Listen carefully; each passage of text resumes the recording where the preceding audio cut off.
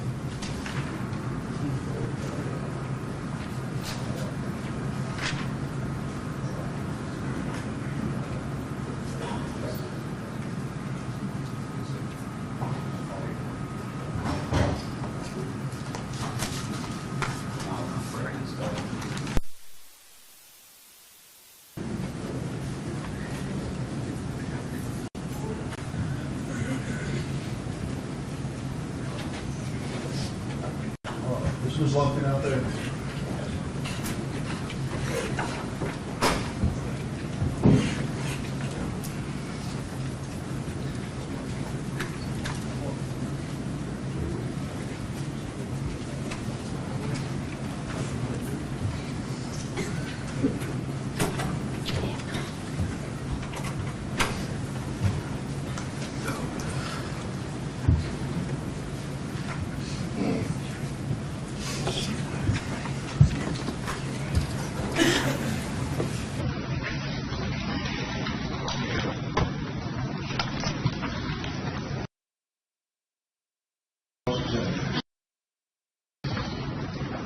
Morning, ma'am. Good morning. Morning, ma'am. Okay, I'm gonna put your card in and you're gonna get it back. Yes.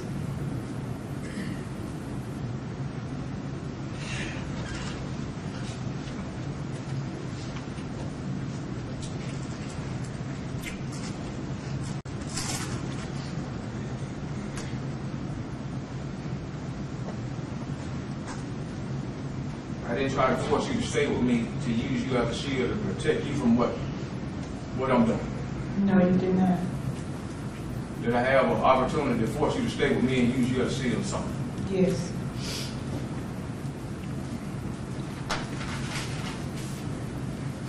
You stated that I didn't appear to be on no alcohol or no drug. Isn't that correct, man? That's correct. Did you see me with any cocaine or anything when I got in your car? No. Did you see me pull some cocaine out and put it in your car? No. This alleged cocaine they found in your car, you don't know where it come from. No, I do not.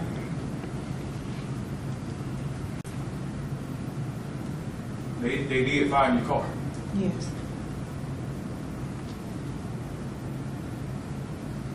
I told you, you would call me telling you that you were gonna get your car back. Yes.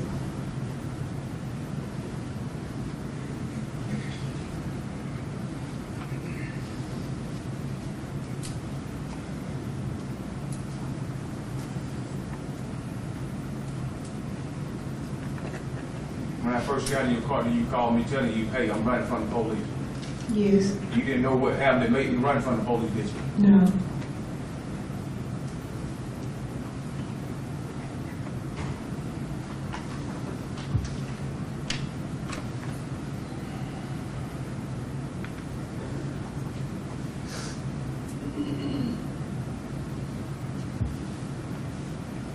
No further question. I just apologize to you again, man.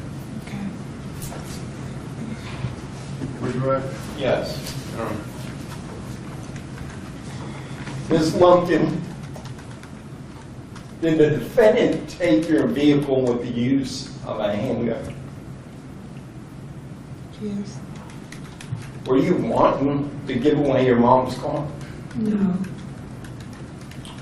Under the circumstances, did it appear that he used your vehicle to escape from the police? Yes. And did he accomplish that goal by taking your mother's car away from you? Yes. Did this incident cause you some fear and anxiety when it occurred? Yes. Thank you. No further questions. Any other questions? No, sir. All right, we're gonna go down. Call your next witness. Your Honor, the state would call Detective David Morris. In your honor, just for the record, may she be excused? Any objections? No, sir, Your Honor. She's excused. And Your Honor, while Detective Morris is making his way in, if I could please get exhibits 10, 11, 12, and 14 through 17. Those are all maps.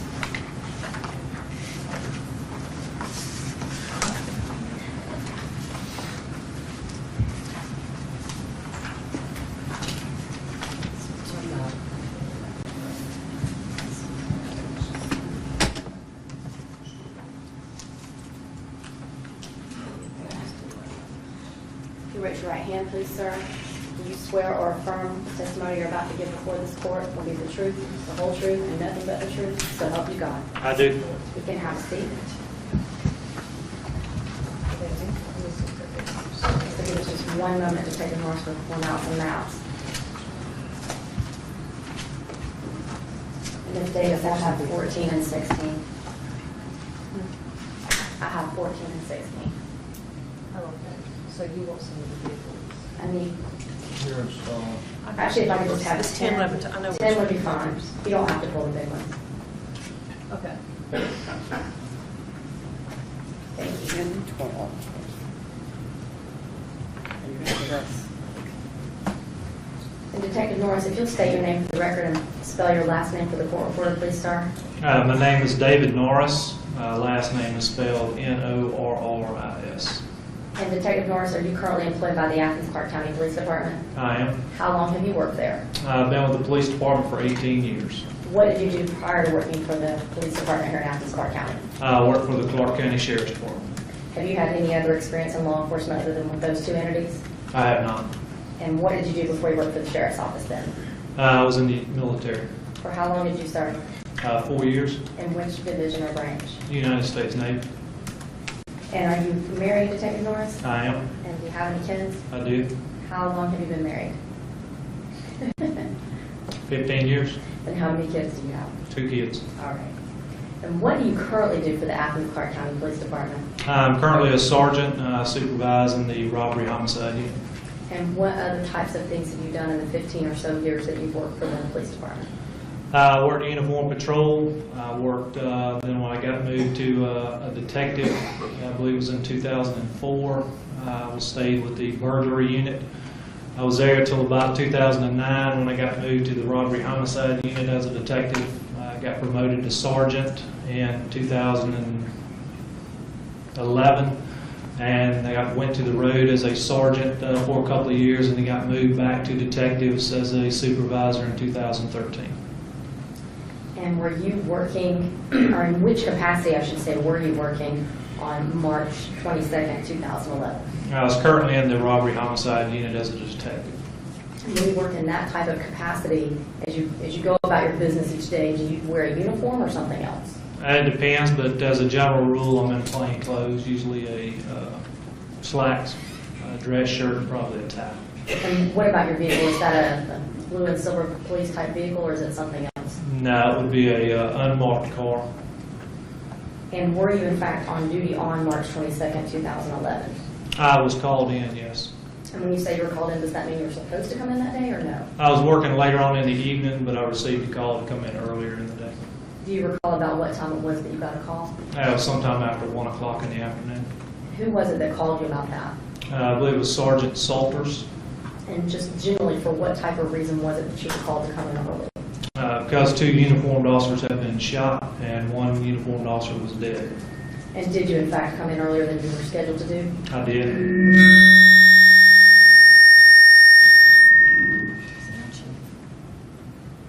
where it came from. I understand, Your Honor. Oh, I do know where it is. Mike's back. And I may have to speak up. It sounds like my audio is gone. Can you hear me, Detective Norris? I can. Okay. Is that loud enough? And when you came in, approximately what time of the day or evening was it that you came in early? It's probably getting close to 2 o'clock by the time I got in. Now, do you drive your unmarked police vehicle home each day or leave it somewhere else? I leave it at the Georgia Square Mall. And is there a particular reason why you leave it at the mall? Not really. That's where I park it at. We've got 2 precincts, one on Lexington Road and one on Atlanta Highway, and I park at the Atlanta Highway. And did you have to come and retrieve your police vehicle before you went about your business that day? I did. And did you in fact do that? I did. Once you retrieved your police vehicle, did you go over to the shooting of the scene on Sycamore Drive? Not initially, no. And where was it then that you actually wound up going? I ended up going to Summit Oaks Drive, which is in Watkinsville. And did you ever even make it to Sycamore before you did that? I did not. And why was it that you were sent over to Summit Oaks Drive? I learned that there had been a hijacking of a motor vehicle, and it was related to the incident that was going on Sycamore Drive. I was advised there was a Oconee County deputy out with the victim of this, and they were requesting either a detective or some type of assistance with that, so I went to that. Was anybody with you while you were driving over to Summit Oaks from the mall or from that police precinct? They were not. And when you say you went over to Summit Oaks Drive, is that in Athens-Clarke County or in Oconee County? It's in Oconee County. I believe it's in Watkinsville. And why was it that you were sent to a location in Oconee County pertaining to something to do with Athens-Clarke County police business? That's just where the victim was located at. And when you arrived, who, if anyone, was there at that? Let me ask you this first, I'm sorry. Is that an apartment complex? Is that a home? What type of residence is that? I believe this was a single-family residence. And when you arrived, who, if anyone, was at home? I spoke with the victim, who was Deborah Lumpkin. I believe there was an Oconee County deputy that was there. I know it was a male, but I don't know what his name was. And I believe there was another female there. And approximately what time of the day or evening was it when you actually arrived at that residence? Just an estimate, probably around 2:30 or so in the afternoon. Could have been a little earlier, maybe a few minutes later. And were you able to observe the demeanor of Miss Deborah Lumpkin? I was. How did she appear? She was upset. I believe we met in the living room of the residence. And do you know whether that was in fact her residence or was it someone else's residence? I don't know. And when you met with her, did you obtain any sort of statement from her? I did. And did you obtain that statement while other folks were around, or were y'all alone? I believe the Oconee County deputy was there. And I believe at one point there was a lady that was walking through the house. She may have been there present for part of it, but I don't know if she was there for the whole thing. And did you take notes or somehow otherwise record what she said in that statement? I did. I used a audio recorder. And what generally did Ms. Lumpkin tell you? She stated that she had just come from McDonald's on West Broad Street or Atlanta Highway. She stated she was traveling down Epps Bridge Road. She stated she came to a stop and was preparing to turn onto Windy Hill Court. She stated as she was preparing to make that turn, she noticed an individual that was walking towards her vehicle. She said she believed he came from behind some duplexes, but she wasn't sure. She stated that as soon as she saw the individual, she became nervous. But she actually said she started to drive off, but did not. She stated the individual walked in front of her car. As he walked in front of her car, he got in the passenger door, sat down in her car. As he did, he produced a black in color handgun from his pants. He pointed it at her, told her to drive, told her do not do anything stupid, said that the police were looking for him. She said he said that a couple of times. And at some point in time, was she able to exit that vehicle? Did she indicate that to you in any way? She did. She stated after he gave her the instructions to drive, she stated she did. She stated she made a couple of turns. In her opinion, she assumed she wasn't driving fast enough, and so he told her to stop the car and to get out. She asked him, she said, I need my car, asked him about the car, and he told her not to worry about the car, that he would put it down and the police would find it later. She stated at that point he drove away. And was it at that time or some other time that she called police? I believe she went to a friend's house that was nearby on, I believe the friend was on Windy Hill Way. I believe at some point the friend gave her a ride to the Summit Oaks Drive, but I'm not exactly sure how she got to Summit Oaks Drive where I was meeting her at. All right, if I could ask you just a few more questions about those locations. First of all, if I can show you what's been previously marked as State's Exhibit number 16, Detective Norris. If we could turn the lights. You should still have a laser pointer up there on your, it's right in front of you actually. And if you could, Detective Norris, can you show us, if you know, where it was that Ms. Lumpkin indicated to you that she had first seen this individual? The way that I understood, she was coming down or coming up Epps Bridge Road. This is the road from Atlanta Highway. I believe there's a stop sign right here. She had stopped at the stop sign, and from what I understood, she had already traveled through here and was stopped preparing to turn on to Windy Hill Court when she made the comment that she saw an individual walking. She indicated from the duplexes, there's a set of duplexes that you can see here. I don't believe these are visible from the road. I believe these are more on this road here. But she said she couldn't be sure that that's where he was coming from. And then that's when he walked across in front of her car and got in the vehicle. And at some point in time, as you discussed all this with her, did she ever indicate to you that she could see that individual's face clearly, or did she say she could not? At one point, I asked her if she could describe the individual for me. She gave a description of the individual. But in regards to his face, she stated that she was scared to look at him because she didn't want her to think, or she didn't want him to think that she was trying to get a description of him. But she did say she looked at him and kind of from the side. And as a result of that, what, if anything, did you do after having interviewed her? After finishing the interview, I asked her if she'd be willing to come and look at some photographs of some individuals. She stated she would, so we went to the West Precinct, which was located at the Georgia Square Mall, and showed her a photographic lineup. And did Ms. Lumpkin come there in a car with you, in a car by herself, or by some other means? I believe I gave her a ride, but I'm not 100% on that. And on the way over there, did you discuss with her in any way the process of looking at a lineup or anything pertaining directly to this case? If I did, it would have been in regards to more about what happened to her as her car was being taken. And once y'all arrived at the precinct, was it the east side or the west side precinct y'all went to? The west side at the Georgia Square Mall. And once the two of you arrived over there, what, if anything, did you do? Created a photo lineup.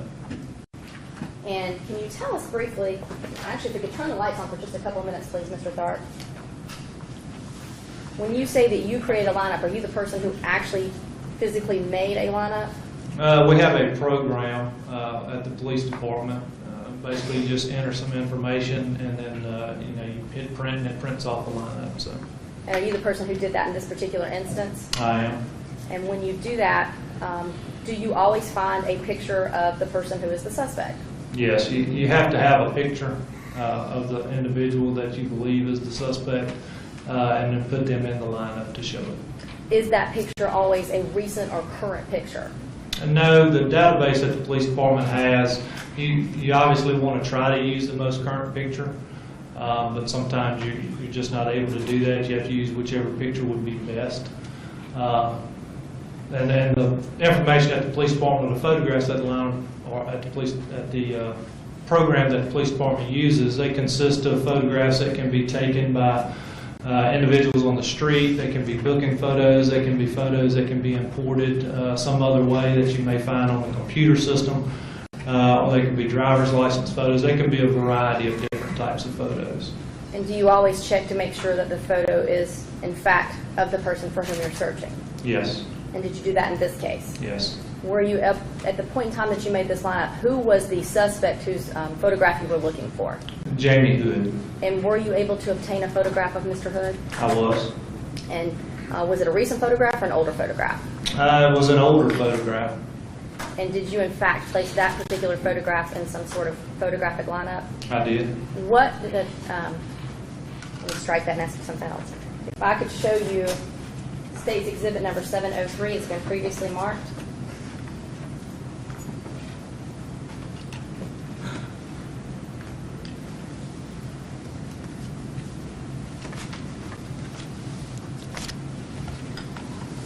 You recognize the document that's within the envelope marked State's Exhibit 703? I do. And what is that, please, sir? There's one document that's stapled together. This is the first on top is a photo lineup admonition that the Athens-Clarke County Police Department uses. The second is what is kind of commonly referred to as a six-pack lineup, which is basically an array of 6 photographs on a single piece of paper. And then the third piece of paper is it's titled as a lineup ID report. Basically all that is the names of the individual that are displayed in the photographs. And is it that third piece of paper that you just described that helps you keep up with who is who in the pictures? That's correct. And do you generate that at the same time as you generate the 6-pack or the lineup itself? Yes, it's when the lineup's generated, and when you print that lineup, it prints off the lineup ID report. And did you, in fact, show that particular lineup to Ms. Deborah Lumpkin? I did. And let me ask you, before you did that, that first piece of paper in that 3-page document in State 703, did you in any way either read that to her or let her read that? I provided it to her. I told her I told her it was a photo lineup admonition, and basically it was kind of like a set of instructions for viewing pictures, and provided it with her to read. And did you watch her take that document and look at it in some way? I did. Did she ask you any questions about things she might not have understood about it? She did not. Did she give you any sort of indication that she had any problems comprehending what was on that document? She did not. I actually asked her down on the document itself, it's got a place for her signature. And part of it is, it says by signing you understand the advisory statement, and I believe when I asked her to sign it, if you understand it, don't have any questions, sign it. And is on that same document, does it say somewhere what time and where this happened? It does. All right, did she write that in or did you write that in? That's my handwriting. And did you then show Ms. Lumpkin that lineup? I did. And if I could get that back, please, to put on the display.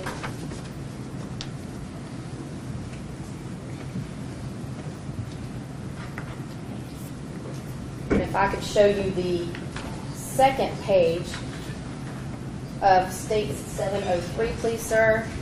Are you able to see that adequately either on the overhead or on your screen in front of you? I am.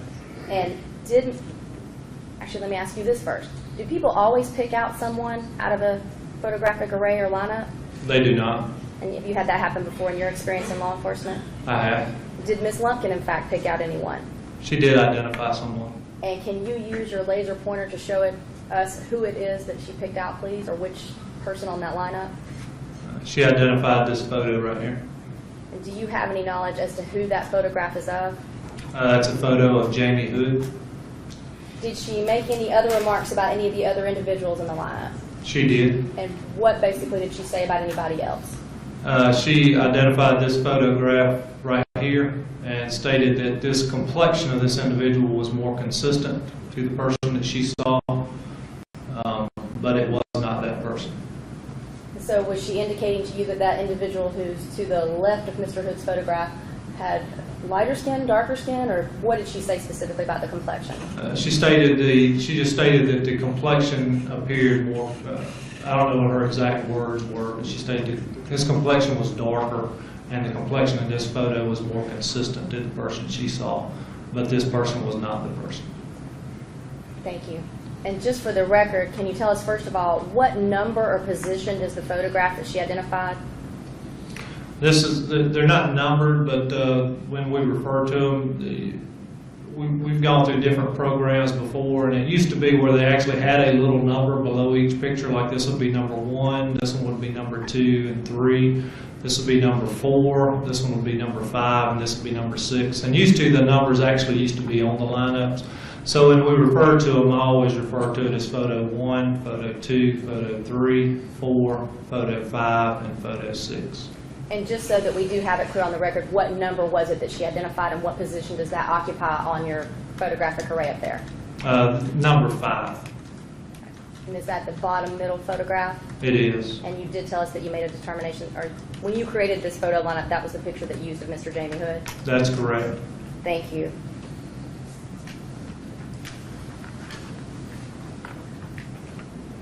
Now, Detective Norris, would you agree that there's no handwriting on that photographic lineup itself, those 6 pictures? Yeah, there's no writing on there. Did you document or record in some manner which photograph it was that Ms. Lumpkin identified so that you would not mix that up later? Yeah, the whole lineup process from beginning to the end was recorded on audio recording. And when she would identify a photograph, I asked her, again, as I did a while ago, I went through the number sequence, this photo 1, 2, 3, 4, 5, or 6, and I asked her which photograph it is that she was identifying, and that's when she stated on the audio for me, photograph number 5. And then when she referred to about the complexion, she identified that as photo number 4. And you mentioned that you recorded your earlier interview with her, but you were also recording the second interview there at the police precinct. I did. And once you finished that interview, did you place that recording into evidence or keep it somehow in evidence? It was attached to the report on a program, ILEAD's programs, where our reports are collected, I guess you could say. All right. And have you had the opportunity to review one or both of those audio interviews prior to coming to testify here today? I have. I've listened to both of them. And did you place them in some digital form that they could be reproduced in court? Yeah, they were placed on a CD. And was that both interviews? That's correct. Are they on the same CD? They are. And did you place your initials on that compact disc? I did. Thank you. And I'm going to show you what is states number 104 and just ask you if you recognize that particular item.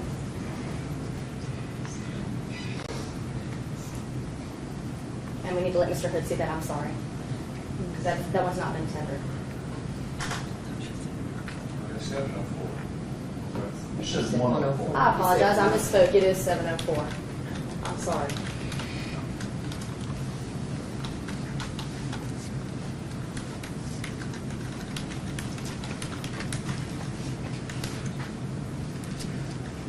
And is that the disc that you recorded those on?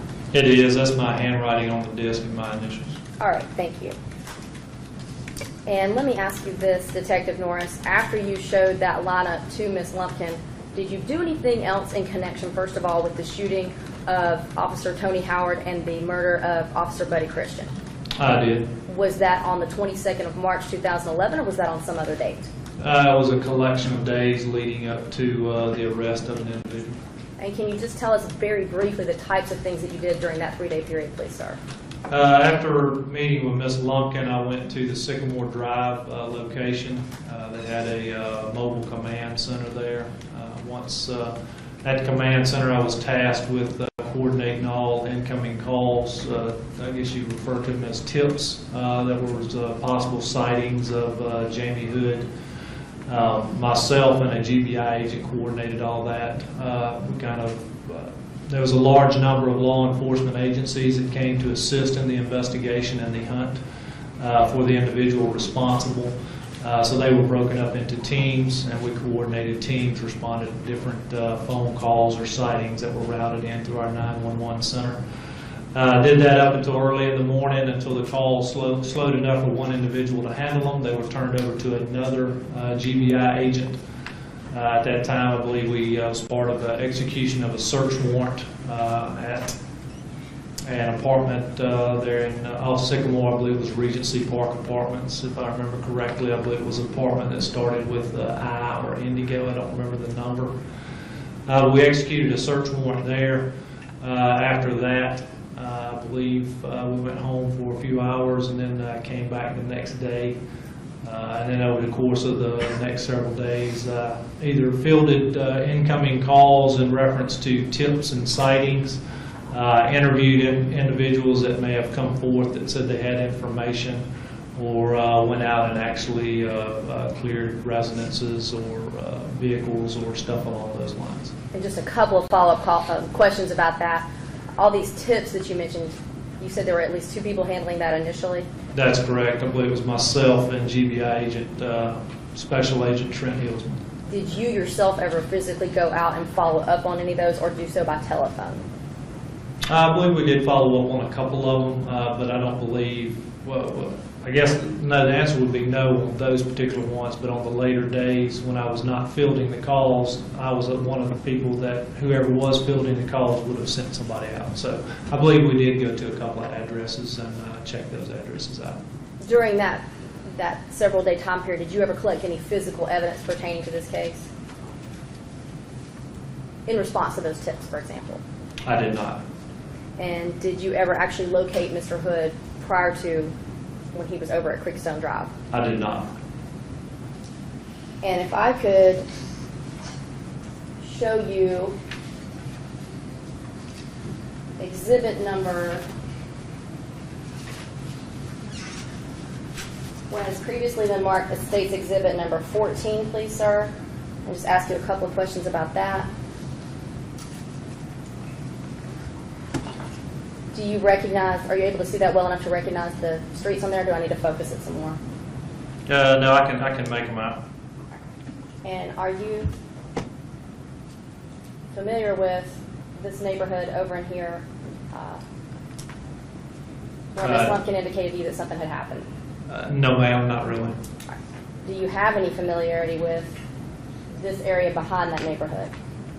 No, ma'am. Do you know what's off to the right of that? I do. And what is it? I believe there's should be a river that runs through there, and then in that direction is going to be all eastbound on West Broad Street, which would consist of Sycamore Drive. Thank you. And did Miss, you can put the lights back on, Mr. Tharp. Did Miss Lumpkin indicate anything to you about the appearance of the individual who hijacked her vehicle, anything unusual? Well, she gave me a physical description of the individual. She described him as a black male. She stated he was in his late 20s, maybe early 30s. She even made a comment. She said, well, he could have been even younger than that. She stated he was 5'7" to 5'8", about 180 to 190 pounds. She stated he had a real close or low haircut. She stated he appeared to be wearing a white shirt that had some type of writing on it, and he appeared to be very sweaty and dirty. Thank you. Now, other than speaking with Ms. Lumpkin initially and then doing this lineup with her later, did you ever have the occasion to speak or meet with her again pertaining to this particular case? I did. And when was that, if you recall? It was on April the 14th of 2011. And why was it that you saw Ms. Lumpkin at that point in time, about not quite a month later? That was to return her vehicle that had been taken on March the 22nd. I believe it was a Geo prison. And were you the one who actually found that vehicle? I was not.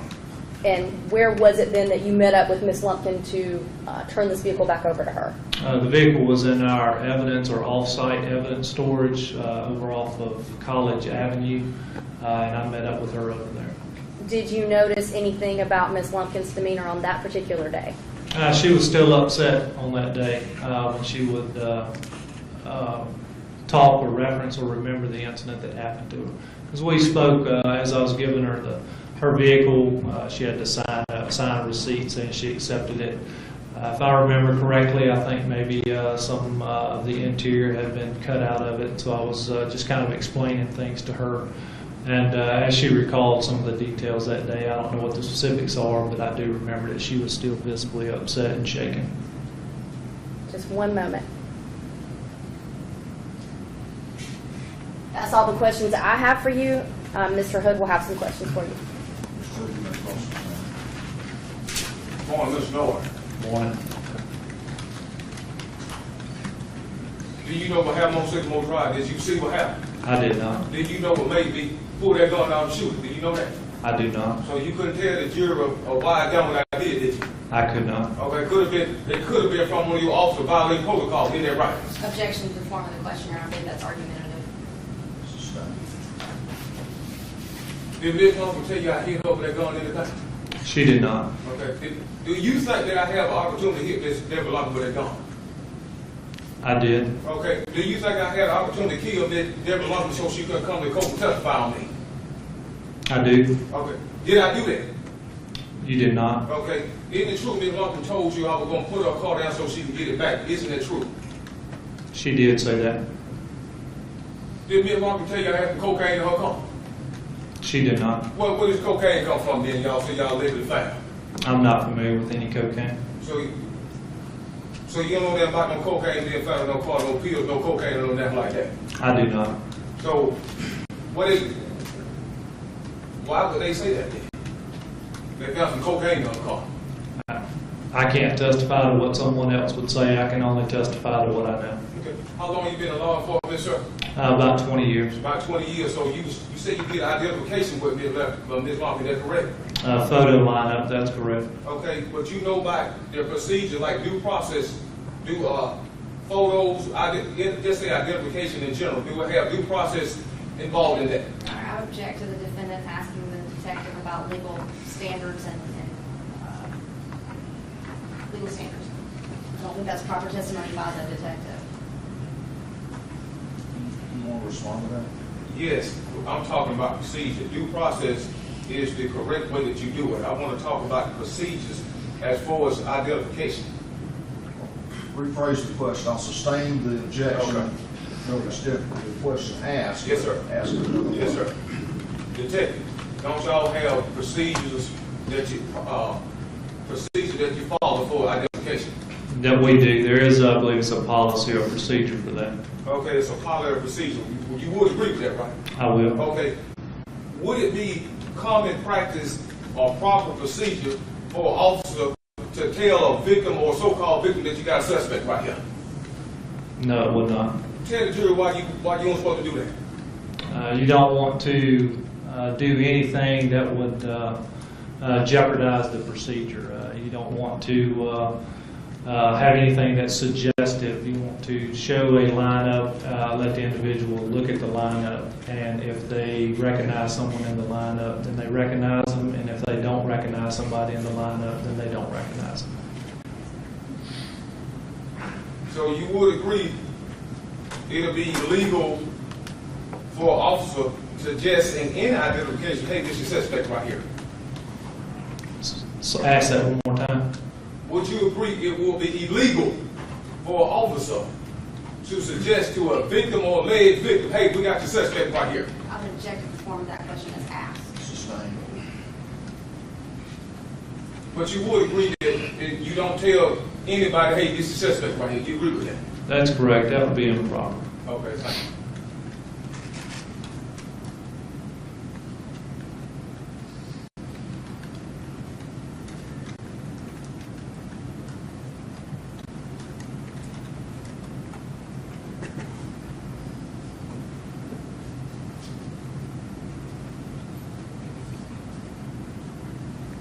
Now, sir, you said you participated in a manhunt. You said you participated in the manhunt. You had many different agencies looking for me. I did. I'm the man y'all looking for, right? That's You correct. would agree I'm the man in this identification too, right? That's correct. Okay. I'm the same man they were looking for too, isn't it? You are. Okay. Did y'all catch me? Did I turn myself in? I was not present when that happened, but I understand that you surrendered, yes. Okay. I called y'all. Y'all didn't catch me, did you? I don't understand. Yeah, my understanding is I'm not exactly sure how we came to know, or how the officers or FBI or GBI came to know of your location.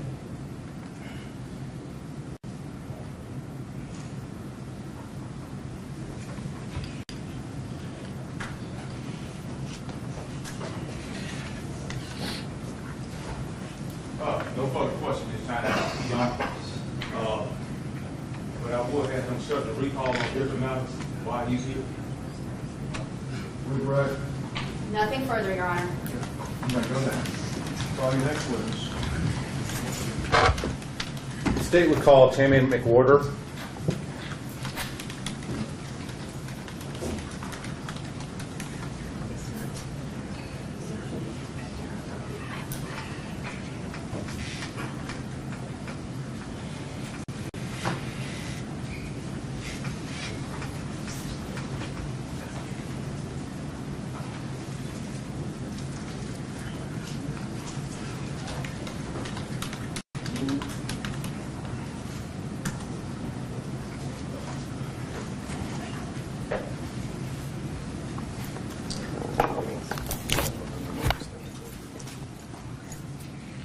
Some water right there if you need it. Water.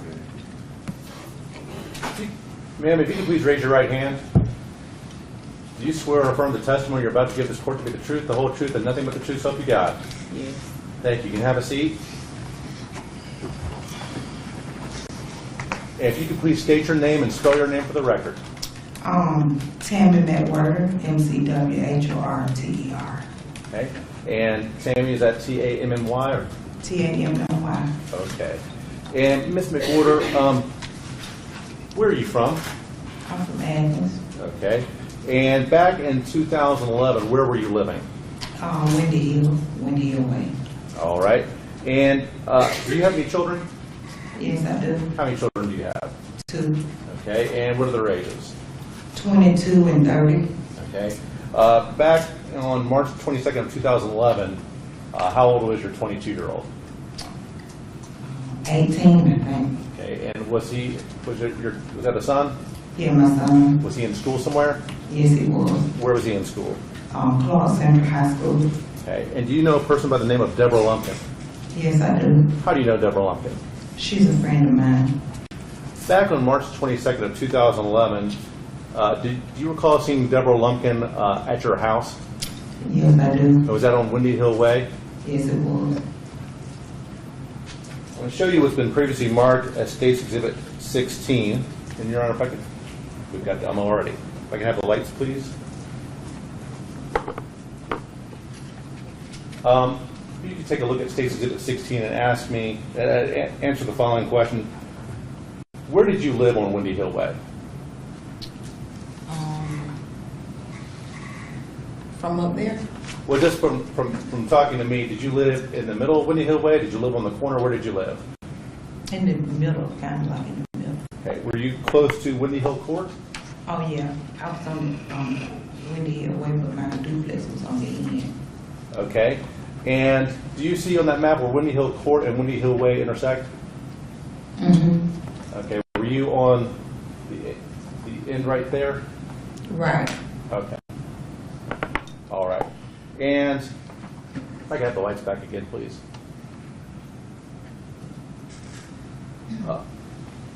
Ms. McWhorter, when you came into contact with Deborah Lumpkin that day, were you expecting to see her? No. Okay. When she came to your house, when you saw her at her house, at your duplex, did she have a car? No. Was that unusual? Yes. Why was that unusual? Because she lived in Watkinsville. She couldn't walk to my house. Okay. When you saw Ms. Deborah Lumpkin that day, how did she appear to you? She was distraught. Okay. Crying And and stuff. she was, I'm sorry? Crying and stuff. Okay. And what did she tell you happened to her? She said that some guy had came from behind the building, behind my apartment duplex, and got in the car with her. Okay. And what did he do? She said he just told her to drive. Okay. And did he do anything else after that? No, as far as I know, she said he told her to get out the car, and she walked back to my house. Okay. And when she walked back to your house, what did you do at that time? Well, I wasn't there at first, but when I pulled up from picking my son up from school, she was already on the porch crying, waiting for me. Okay. And did you talk to her about what happened? Well, she asked me would I take her to try to find the car, because it was actually her mother's car. And I told her no, she just needed to call the police, because I wasn't going to go try to find nobody that stole the car. Did you start to drive her back to her home in Watkinsville?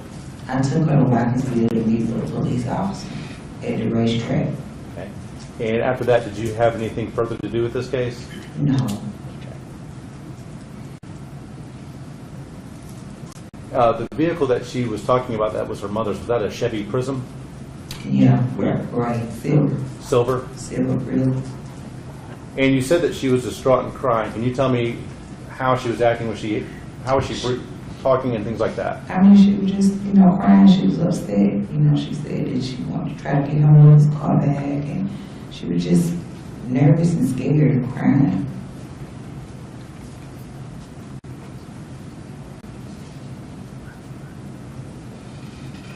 Were those all the your address in Windy Hill Way, was that in Clark County?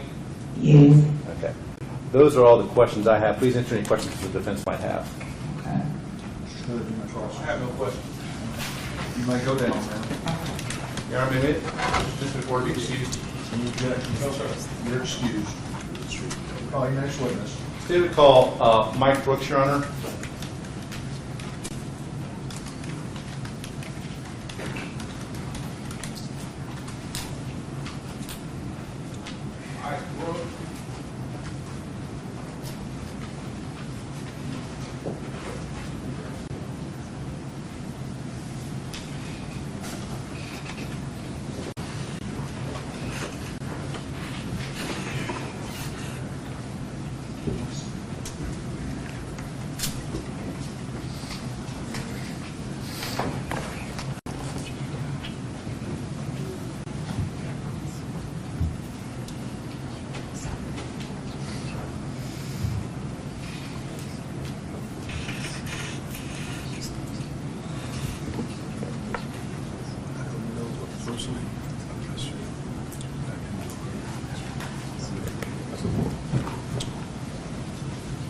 stand, sir. Okay.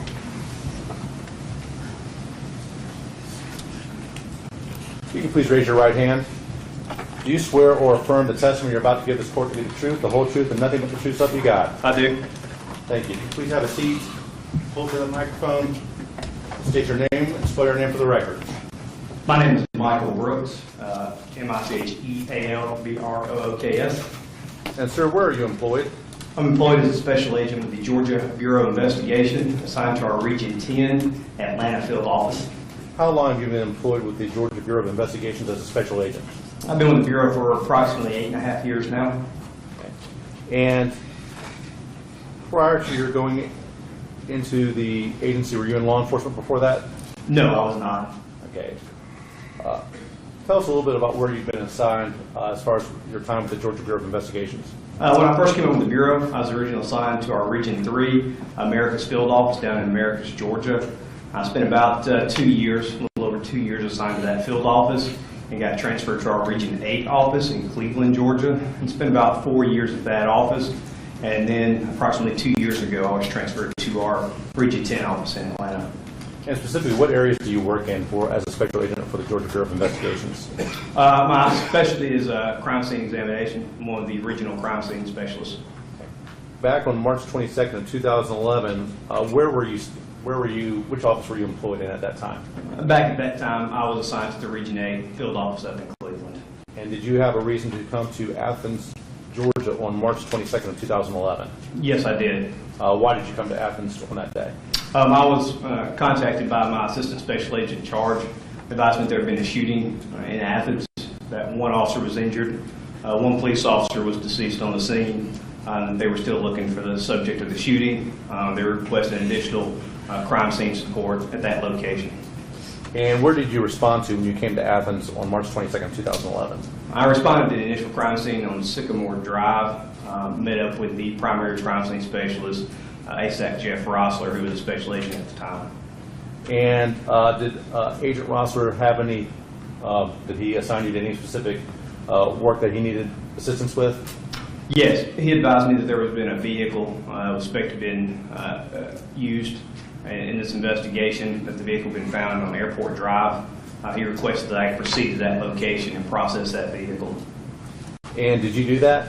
Yes, I did. And approximately what time of day did you respond to the location on Airport Drive where the vehicle was found? It was later on in the afternoon. I started my processing about 6:22 in the evening. And what type of vehicle were you processing? I was processing a Chevy Prism, a small four-door car. And what was the color of that vehicle? Silver. And take the jury through a little bit about processing a vehicle. How do you start the process of processing a vehicle?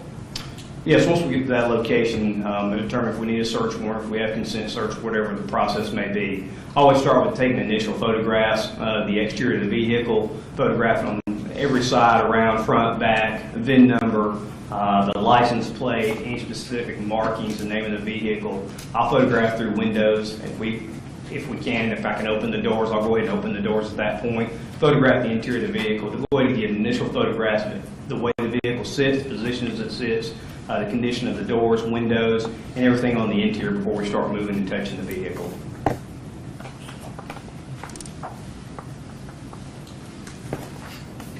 I'm going to show you what's been previously marked and admitted as a state 699, 700, and 701.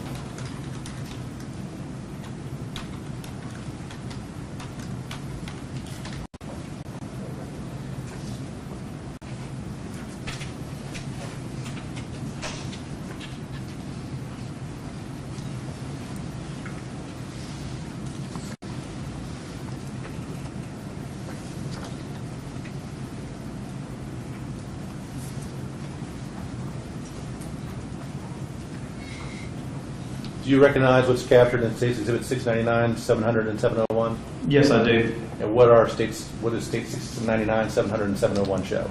These are photographs from around the exterior of the vehicle that I processed on that date, showing the front, side, and the back, showing the license plate. And those appear to be photographs that you took on March 22nd, 2011 of that Chevy Prism? Yes, they are.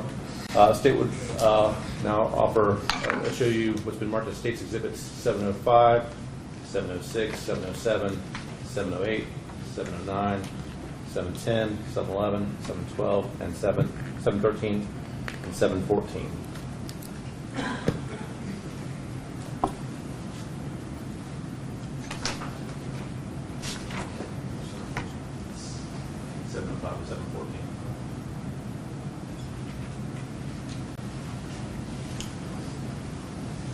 Agent Brooks, I'm going to ask you to take a look at State's Exhibits 705 through 714 and tell me if you recognize those items.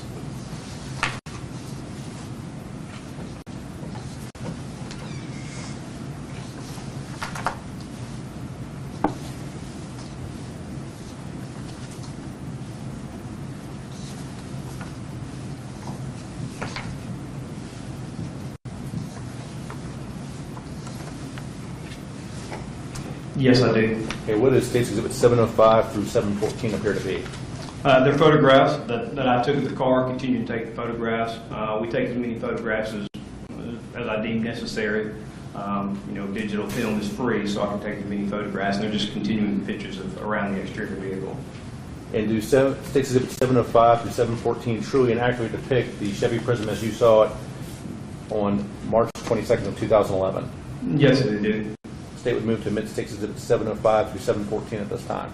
Any objection? No, sir, Your Honor. Ms. Davis, if I could have those items back. And if I could have the lights, please.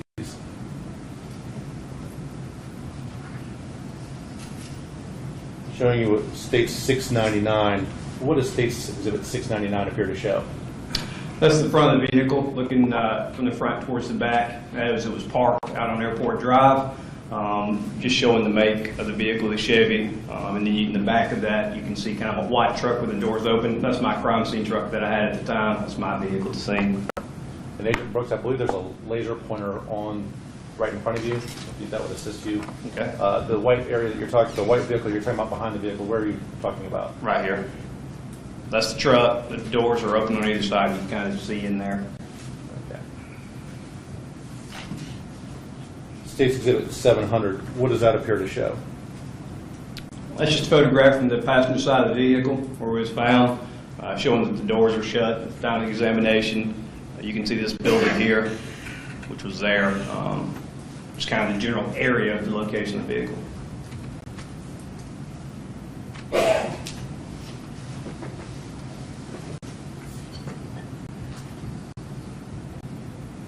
State's Exhibit 701, what does that appear to show? That's a photograph from the rear of the vehicle. If you can tell, right here's the license plate showing the make, the model of the vehicle, and then the location to, I believe this was the airport right here.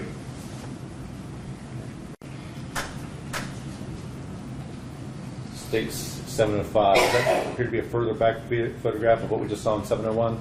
Correct. It's further back. When we take our photographs, we do overall medium and up close photography. So it's just kind of overall in the setting, closer on, and then close up to a specific item.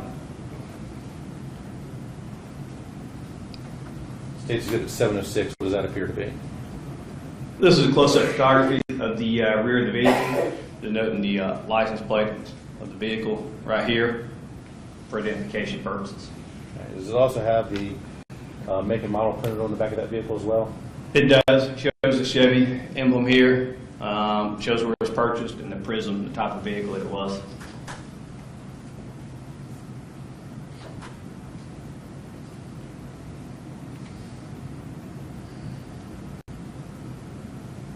State 709, what does that appear to show?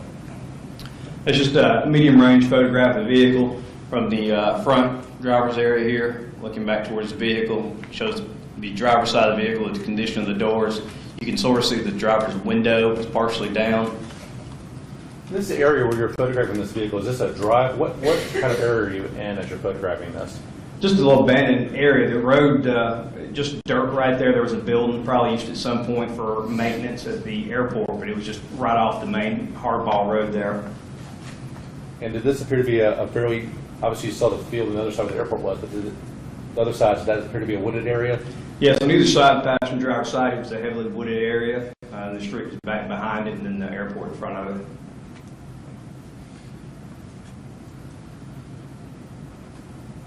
State's Exhibit 710, what does that appear to show? This is the medium range photography of the side of the vehicle on the driver's side, again denoting the condition of the doors. They were both shut at the time of the examination, and a better picture of the fact that the driver's windows 3/4 of the way up. Okay, does that appear to be the wooded area in the background as well?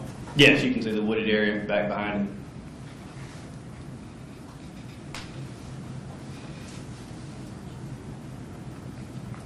What State's Exhibit 712 show? 712, it's kind of a grainy photograph. It's an up-close photograph of the VIN plate located at the driver's window, front window in the corner there. You can see kind of the dust and pollen and dirt around it, but you can see the VIN number right here. And did you record the VIN number as part of your overall investigation of this vehicle? Yes. Okay. And do you recall what that VIN number was by chance? I know it's difficult to read off the photograph, but... I do. I have it denoted in my notes, yes. And is that something that you could, do you have your notes with you here today? Yes. Would it help to refresh your recollection to see your notes to see what that VIN number was? Yes. Okay. If you could do that for me, please. Okay.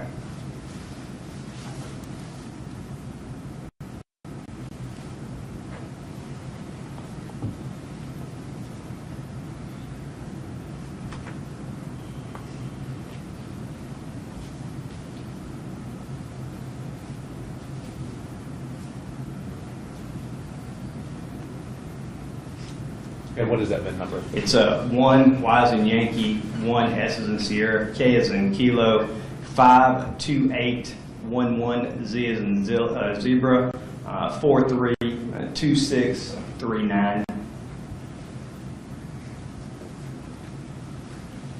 I'll show you what's been previously admitted as State's Exhibit 713. What does that appear to show? This photograph's an exterior photograph up close. We're on the driver's side. Again, the window's 3/4 of the way down. Just looking into the vehicle. If I can, and it's possible to photograph inside the vehicle before opening the doors, that's what I'll do. This opportunity was here, so I photographed it, denoting the driver's seat, passenger seat, and then the handicap placard laying in the passenger seat there. Do you see something also laying in the floorboard of the passenger side of the vehicle, front passenger side? Yes, right here is a cup, and I can't remember if it was from Zaxby's or Sonic's. I believe it was a sweet tea cup that had spilled in the floor. There was a lemon laying there as well, and the floorboard was down. I'm going to show you what's been marked as State's Exhibits 715 through 725.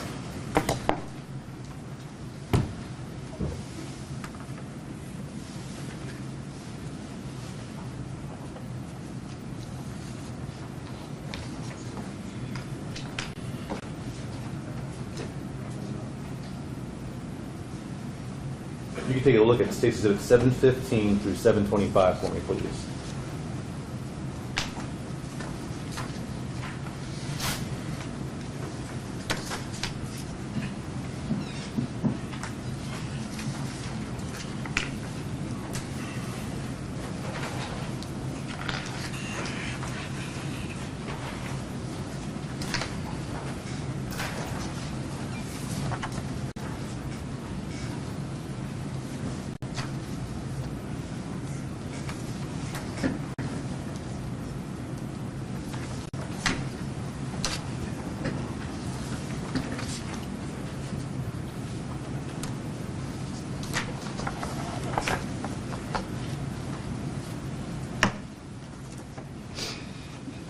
And do you recognize State's Exhibits 715 through 725? I do, yes. And what does State's Exhibit 715 through 725 appear to be? They're photographs I took of the interior of the vehicle. And do those photographs truly and accurately depict the interior of that vehicle as you saw it on March 22nd of 2011? Yes, they do. State would move to admit State's Exhibits 715 through 725 at this time.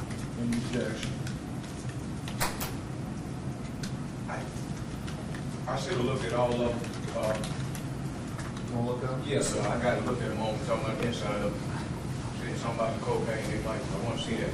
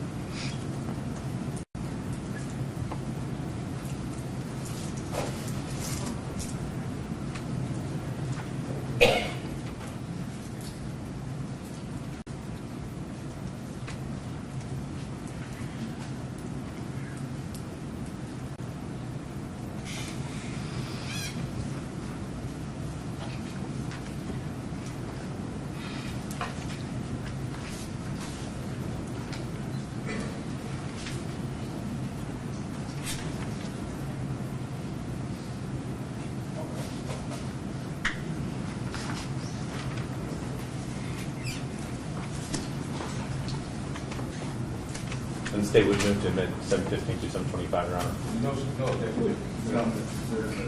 Okay.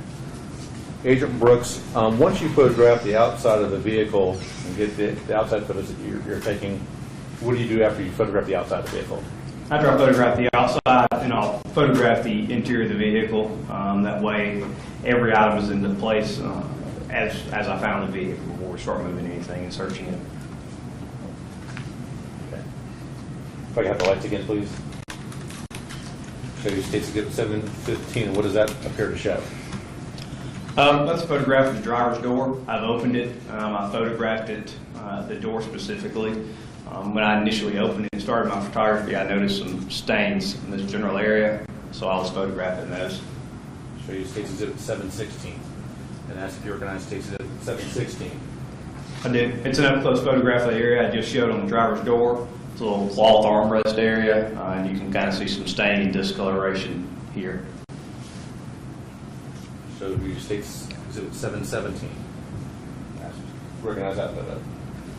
I do. It's just a photograph from the driver's door looking into the vehicle. Driver's seat, passenger seat, center console area. State's Exhibit 718. What does that appear to show? It's just another photograph kind of bracketing or blocking the photograph. Here's driver's seat, passenger seat, steering wheel, center console area. Okay. And what is appear to be in the floorboard there, if you can recall?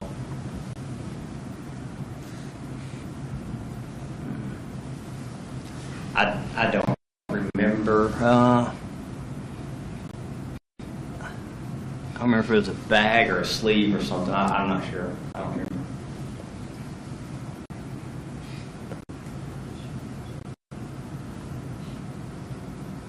State's Exhibit 718. What is that? Back that up for a second. What does that appear to show? That's just a photograph looking at the center console leaning into the vehicle. At this point, I still don't want to get inside the vehicle. Photographing the center console, the position of the shift lever. Sometimes they may be in drive, neutral, which I didn't note that as well. And it also shows a photograph of the cup. And State's Exhibit 720, what does that appear to show? This photograph was taken with the driver's side rear door open, looking into the back seat of the vehicle, denoting the passenger side, or the driver's side, passenger side, and then a McDonald's bag.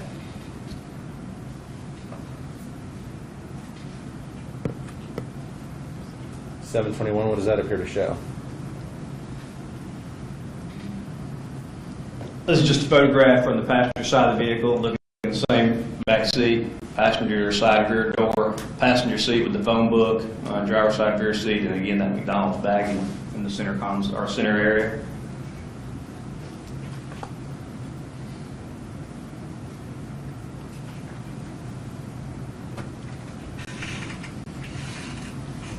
State's Exhibit 723, what does that appear to show? This photograph is a photograph of the front passenger side floorboard of the vehicle. There's the lemons that I spoke of earlier, the cup. Looking at now, I believe it's actually going to be a McDonald's sweet tea cup. And then these were vehicle registration papers that were on the floorboard, and you can see the dampness where the liquid is still standing in the floorboard. And did that, with the water spilled in the floorboard, did that appear to be spilled recently? Yes, I believe it had been spilled very recently.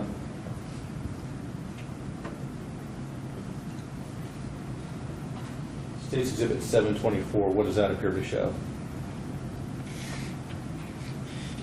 It's just a up-close photograph of that same general area. You've got the lemon in the spot here. You've got the insurance card denoting the name, the make and model of the vehicle, the VIN number here. If I turn that sideways, does that show the model, make and model of a Chevy Prism? It does. You can see make right here, Chevy, model Prism, the vehicle identification number, auto policy number, the effective dates, and the name of who is insured on the vehicle. And what was the name of the person that was insured on the vehicle? Irma Shaw.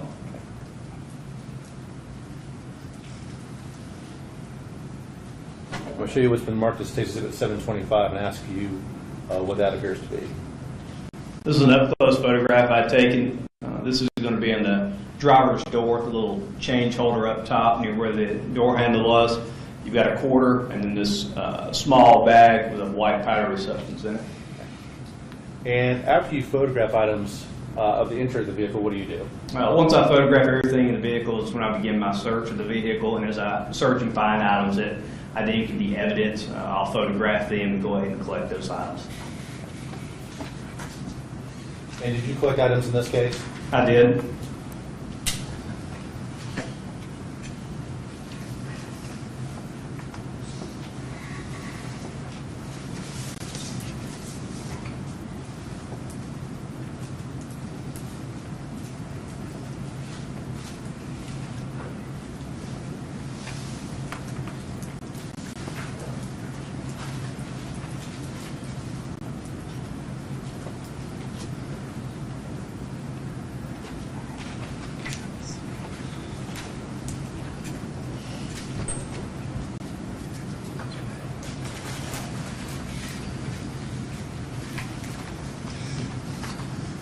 I'm going to show you what's been marked as State's Exhibit 726 and ask if you recognize this item.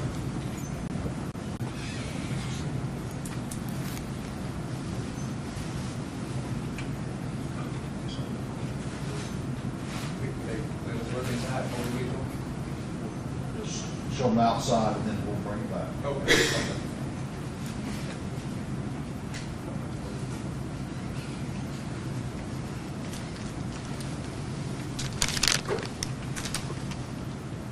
Do you recognize State's Exhibit 726? Yes, I do. And what is State's Exhibit 726?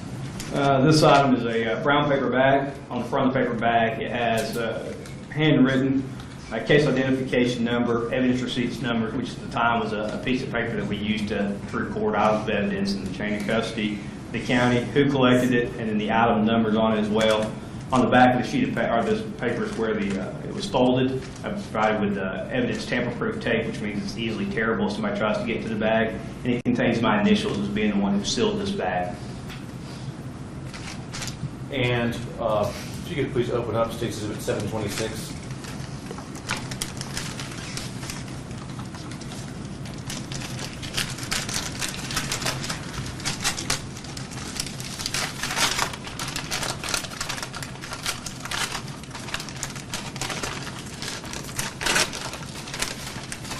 And do you recognize the contents of State's Exhibit 726?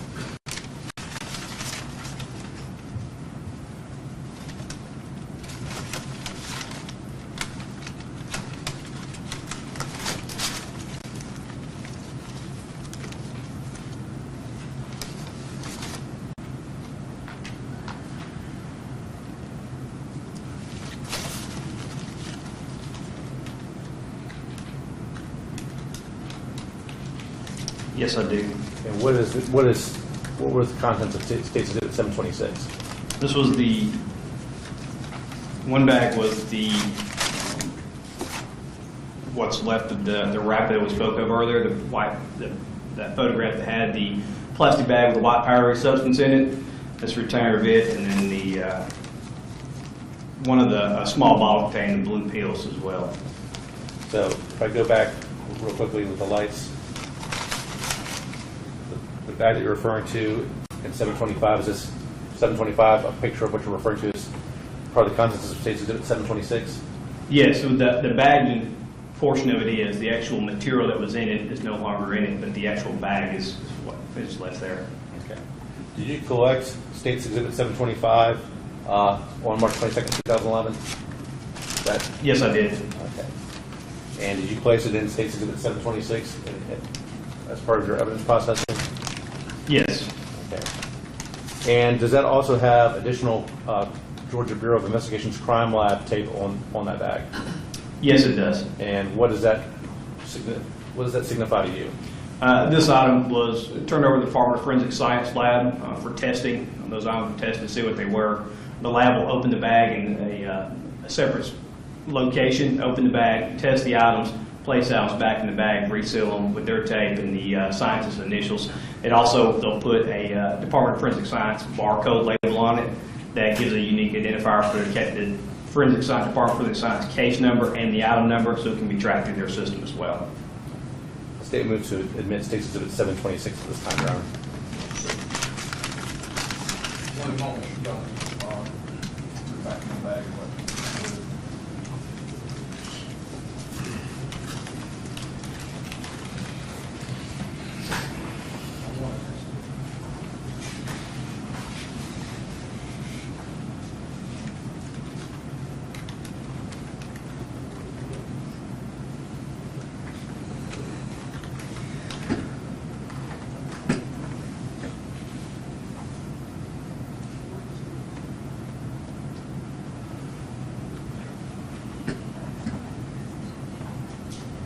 Sir, could you identify this, whatever this is, the little thing, whatever it is? Okay. Why don't you finish looking at them, and then I'll go ahead and do that.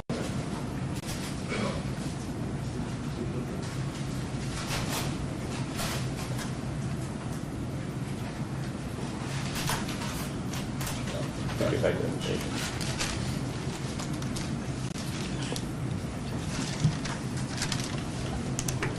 Agent Brooks, aside from the plastic bag that contained the white powdery substance that you referred to, what else was contained in State's Exhibit 726?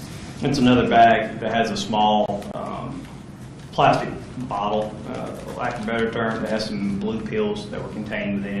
I found the same general area as the previously mentioned item, the white powdery substance in the bag.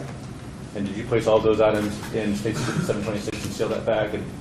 And then any potential drug evidence goes in what we call a block bag, which is a plastic bag that has like glue tape on it that's sealed, which I seal. And then when the lab opens those items up, they cut the bottom of the bag and heat seal them again, and that's what is reflected in these bags. State would move to admit State's Exhibit 726, Your Honor. No, sir, no. Okay. And if you could hold those up so the jury can understand what you're talking about with the plastic bag inside of the paper bag that they've seen. Yes, any item that we collect, put in these block bags, they keep them separate so that the material won't actually leak out if there's any in there. It's supposed to be proof. You can kind of see the red glue here. You can see, I mean, I can't pull it apart. It's going to rip the bag for the most part if I try to open it up. And then the scientists always cut the bottom of the bag to let the item, whatever material's in it, come out on their testing counter, and then they heat seal that back with a heat gun. And contained within inside is the actual wrapping from that that we talked about, and then another one with the small bottle with the blue pills that are contained inside. Thank you. You can place those items back inside of the bag of State's Exhibit 726.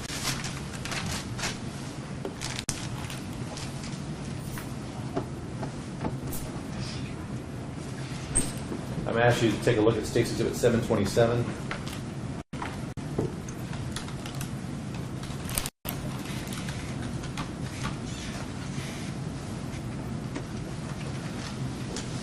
How many of you recognize State's Exhibit 727? I do. Again, it's a brown paper bag. Has case-specific information on it, to include the evidence receipt number that I used to track evidence as I collected it, the county, the date of incident, and then the items that are contained within the bag. Again, it has the tamper-proof tape on the back of it, where it has my initials where I sealed the bag. And if you could open up and look inside of State's Exhibit 727, tell us what the contents of that bag are.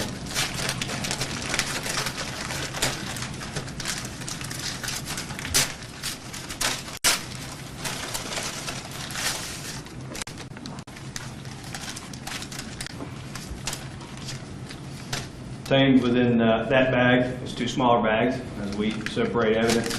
Both bags contain writing on them, my handwriting, providing the evidence receipt number that these items are tracked on and the item number. And these are contained within there are boxes that contain swabs. And did you collect swabbings from this Chevy Prism? I did. Can you please tell the jury where you collected swabbings of and what you were, explain that process to them? Okay.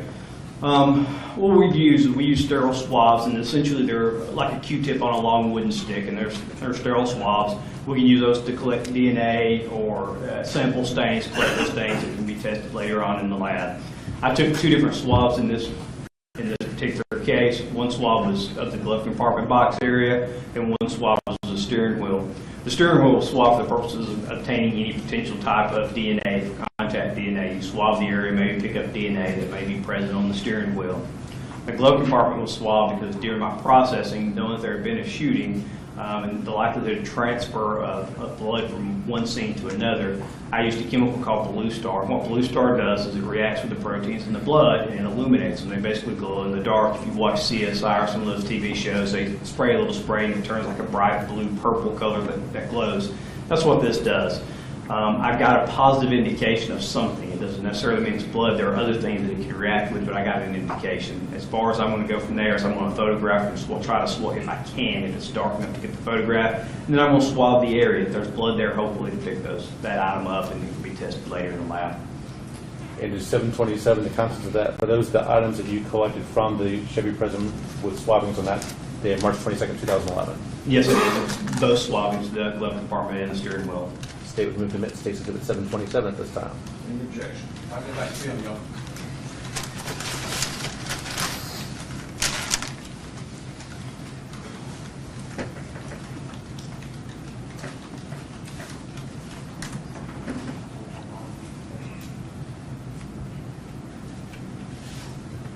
No objection. No objection. All right.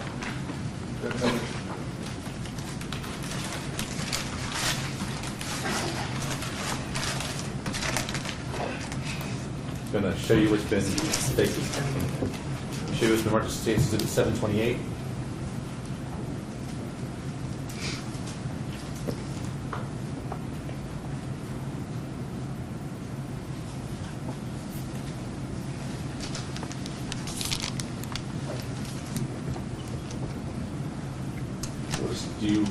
What does State's Exhibit 728 appear to be? State's Exhibit 728, again, is a paper bag that we used to collect evidence with, again with the case-specific information on it, to include the evidence receipt that I used to denote this item of evidence. It's loaded as item number 3, which is a handicap placard that we spoke about earlier. The bag is sealed again with tamper-proof tape, and again has my initials as the original sealer of the bag. And if you could open up State's Exhibit 728 and tell me if you recognize the contents of that bag.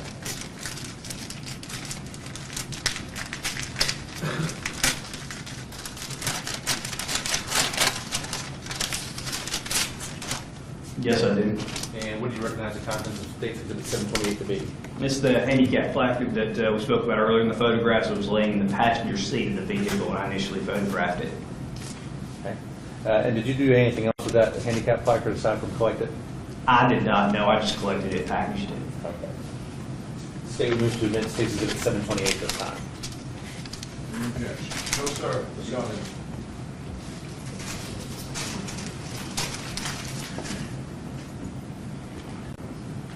Show you what's been marked as State's Exhibit 729.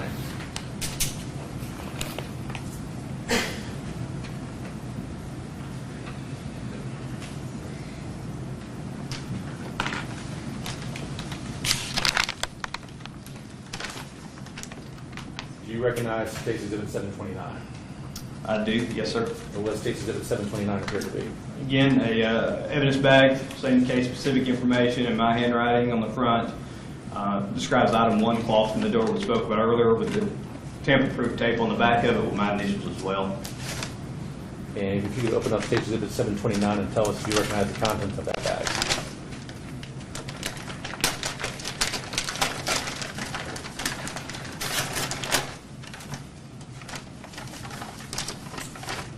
Yes, I do. And what is State 729 contain? It's the cloth from the driver door that we spoke about earlier that I marked with the pin there showing the stains. It's that item. Okay. Explain a little bit about that. You saw markings on the driver's side door. What is the cloth? Give them a little more information about that as far as your investigation. Yes, looking at the inside of the vehicle, obviously I've never been in that vehicle. I don't know what was common to the vehicle and what's not common to the vehicle.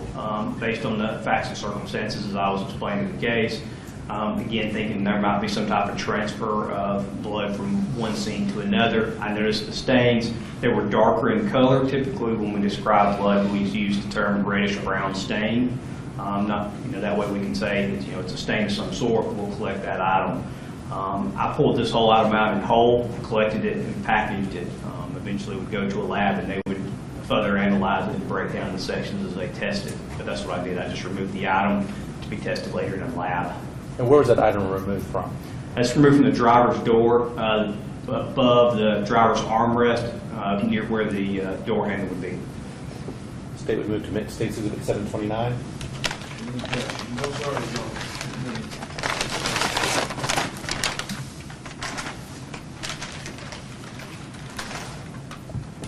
I'll show you State's Exhibit 730.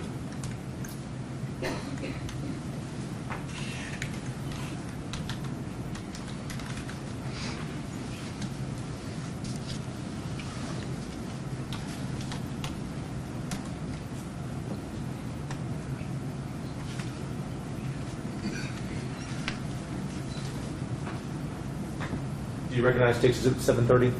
The packaging, no, but can I look inside the packaging? If that would help you look Yes. inside it, please do so.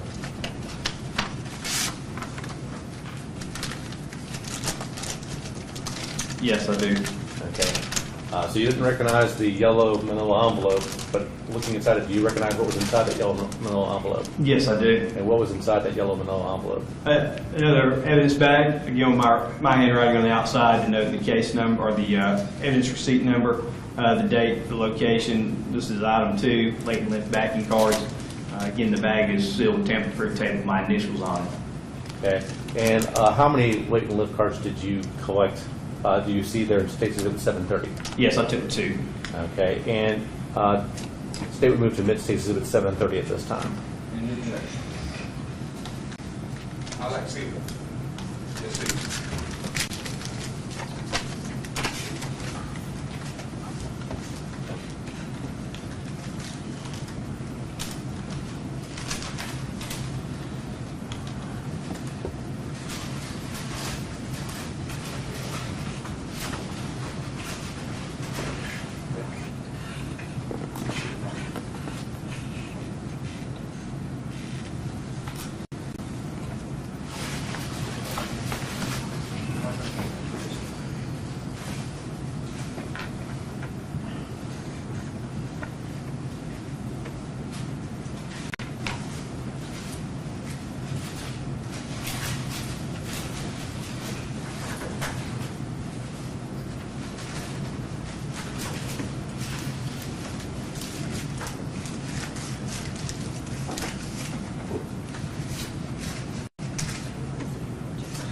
Any objection?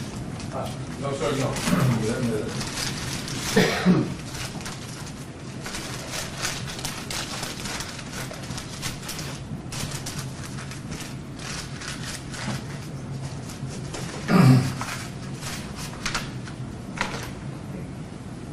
Agent Brooks, in State's Exhibit 730, those are latent lift cards that you took at the scene from the Chevy Prism. Yes, they are. If you could tell the jury about that process that you went through to collect the prints. in the Yes, scene. after photographing the exterior and interior of the vehicle and doing a search, went ahead and processed the exterior of the vehicle for latent prints. Basically, I used black magnetic powder. I'm looking for a contrast, looking for any fingerprints that's not visible to the naked eye. I dusted the vehicle on the driver's side near the trunk. On the trunk area, on the driver's side, I found some areas of ridge detail which were consistent with finger and or palm prints. I photographed that area, then I used a fingerprint lifting tape to lift that area. The prints where I dusted and placed them on a backing card, but basically holds them to be examined later by a latent print examiner.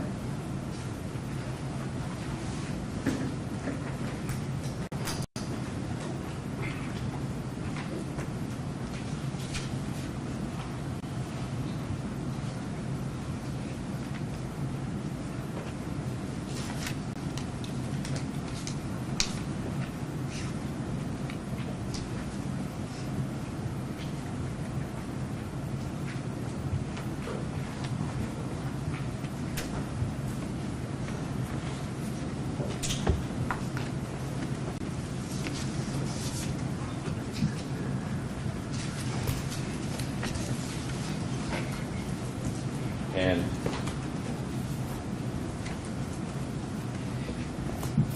show you what's been marked as Exhibit 731 and 732.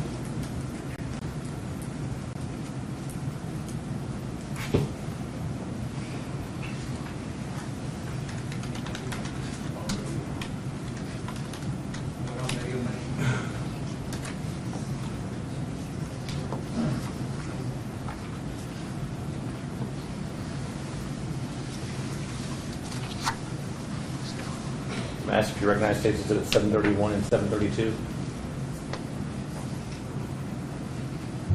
Yes. And what are State's Exhibits 731 and 732? Two photographs, intermediate close-up photographs of the ridge detail I spoke about earlier on the trunk. One's with the scale, one's without a scale in it. Okay. State would move into those appear true and accurate as the trunk as it appeared after you dusted it for fingerprints on March 22nd, 2011. Yes, they are. State would move to admit State's Exhibit 731 and 732 at this time. Any objection? No, sir, you don't. Very good.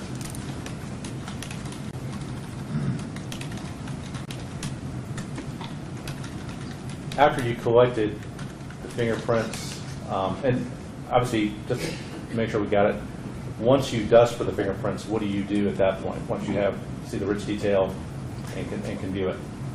Once I can see the ridge detail, I'll take photographs of the ridge detail with and without a scale. Sometimes the electroprint examiner, just based on the quality of photographs, can use that for their process to make identification. Then I'll also try to lift those fingerprints as well, put them on a backing card so that we have those preserved. And is that what you did in State's Exhibit 730? Yes, I photographed it and lifted them. Okay.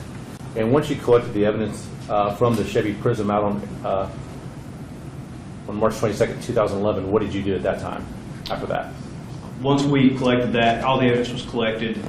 There was nothing else that we could, at that time, deem to be evidentiary value. The vehicle was turned back over to the Athens Clark County Police Department, and I went back to the primary crime scene to meet up with ASAC Rossler. And what did you do when you met up with Agent Rossler back at the Sycamore Drive location? As he was the primary crime scene examiner or investigator in this case, and I turned all items of evidence back over to him. I briefed him about my actions of the process in that vehicle. I told him what I had found, turned those items over to him. Okay. And did you sign those items over to him on a receipt for property form as part of your work with the GBI? Yes, I did. Okay. Those are all the questions I have. Please answer any questions the defense may have. Mr. Whitman, make a motion, say.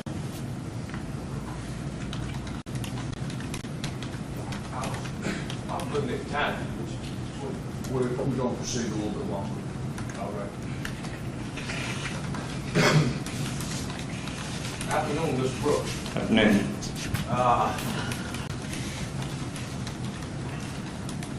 How do you come to be in contact with this case on March 22nd, 2011, sir?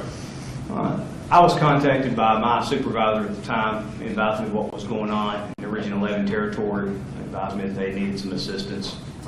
He provided me the address, and I headed to that location.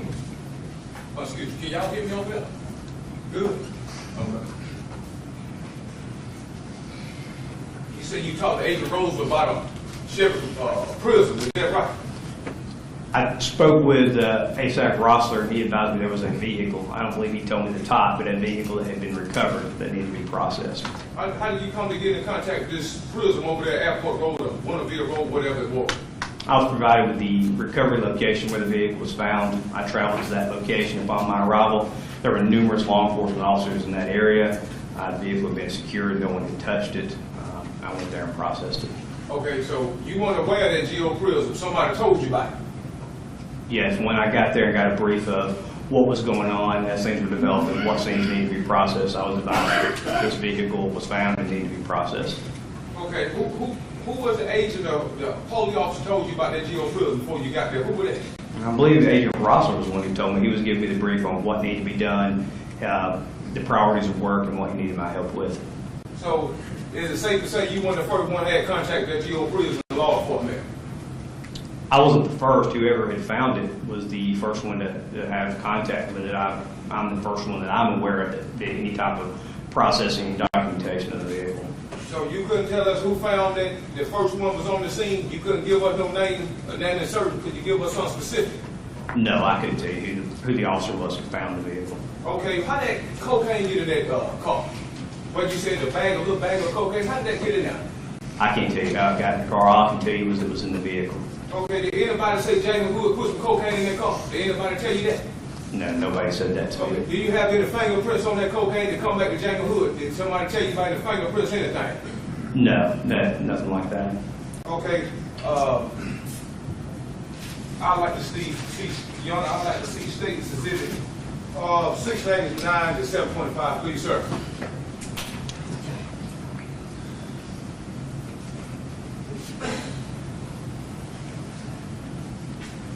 Is that the transfer, John? Is the transfer?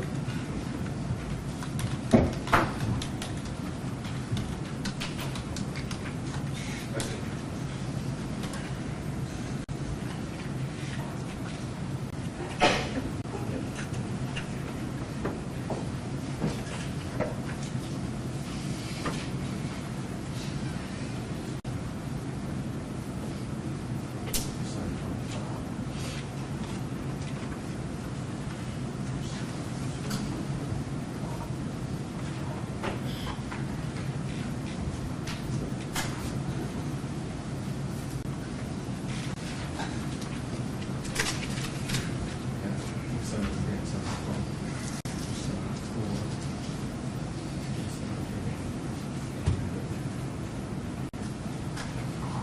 John, I don't think I'm gonna use all of them, I just wanna make sure.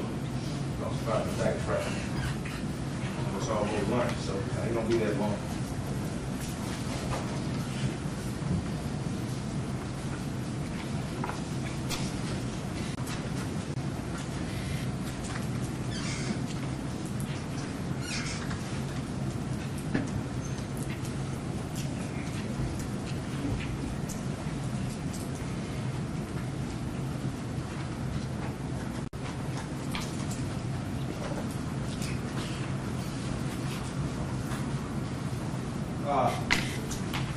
Mr. Bruce, sir, I'd like for you to look at State Exhibit 725, please. So when you come up to that car, that's a little sack of cocaine you had? Yes, correct. That's a photograph of the bag that I had found inside the vehicle. Okay. For the record, Jack the Hood, with my fingerprints and anything on there to indicate that I didn't want to put that there? I've not been told of anything that has fingerprints off the bag of cocaine. Okay. I'd like for you to look at Exhibit 720, the back seat, sir.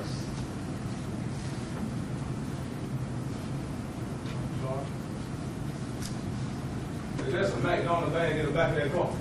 Yes, it appears to be McDonald's food bag. Okay, McDonald's full bag. Did anybody check that bag, see if my fingerprints on that if I checked that bag? No, I don't believe that was done. So you have no evidence to say that Jamie Hood wanted that McDonald's bag, got the food out of that bag inside? I have no forensic evidence that says that now.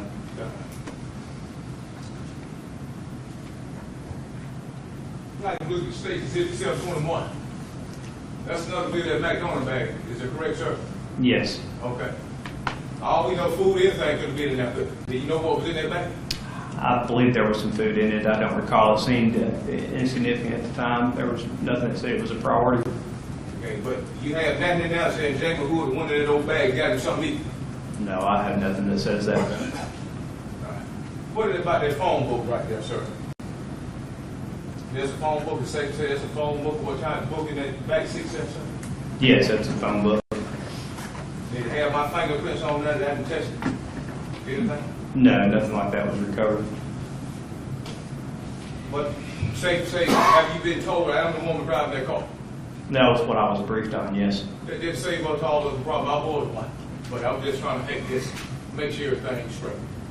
Okay, save all of the problem. Now, before you got in that car again, you don't. Again, you weren't the first one to that car. No, I wasn't the person who found the vehicle.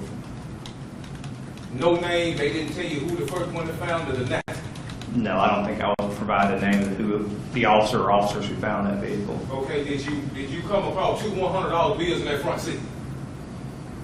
I don't recall coming across that, no. Did anybody tell you about two $100 bills in that front seat? I don't recall that, no. But you don't know who come to contact that car first, do you? No, I don't. So after you got fitted with this car, you went back to the east side. I went back to Sycamore Drive where I met with the ASAC or Agent Rosser at the time. He was still at that location. Did you find a gun, anything in that car, a knife, gun, anything in there? I did not find anything like that in this vehicle. Yeah, pretty much it. Ain't no need to have that. I'm gonna cut it off. Where's the road? Your Honor.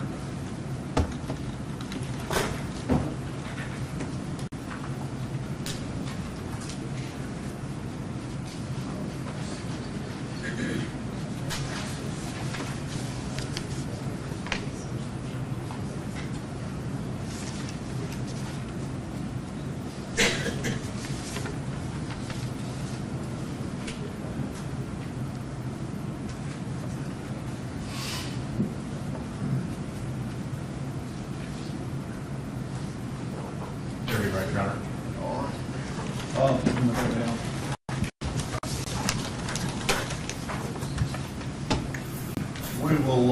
We'll break for lunch. I'm having lunch brought in, so I'll let y'all go back and see.